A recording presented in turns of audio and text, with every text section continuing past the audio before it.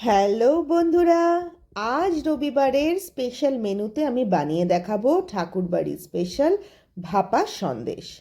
প্রথমে 1 litre full cream দুধ ফুটিয়ে তাতে লেবুর রস দিয়ে ছানা কাটিয়ে নিলাম। এবার একটি পরিষ্কার কাপড়ে ছানা ঢেলে জল ঝরিয়ে রেখে দিলাম।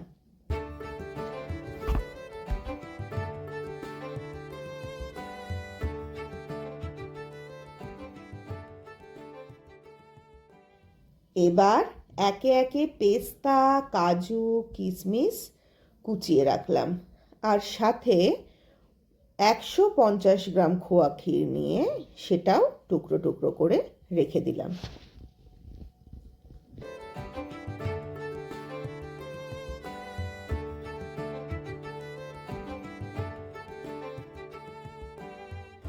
এবার ছানা ঠান্ডা হলে একটি থালায় নিয়ে হাতের চেটোর সাহায্যে ভালো করে পিষে নিলাম।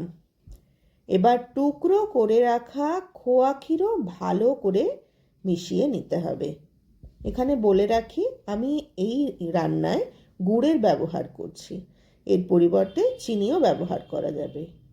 গুড় ঢেলে বেশ খানিকক্ষণ মিশিয়ে নিতে হবে, যতক্ষণ না সমস্ত দানা দানা ভাব ভালো করে মিশে যায়।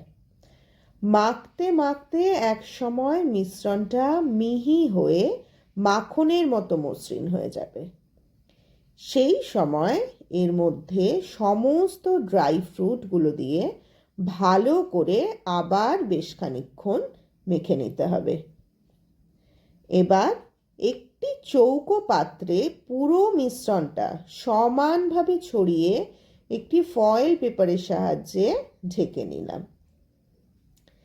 এবার একটি পাত্রে জল গরম করতে দিয়ে তাতে একটি স্ট্যান্ডের ওপর পাত্রটা রেখে 1 ঘন্টার জন্য স্টিম হতে দিলাম।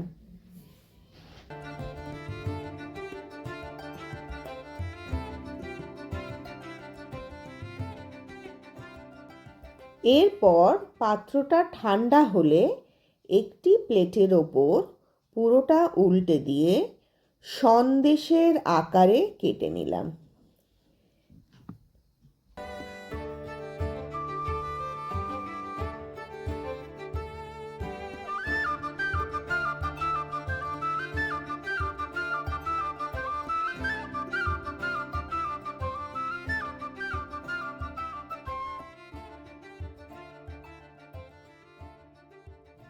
গেস্ট এলে এই রান্নাটি একবার বাড়িতে বানিয়ে খাওয়ান, এই স্বাদ ভোলবার নয়।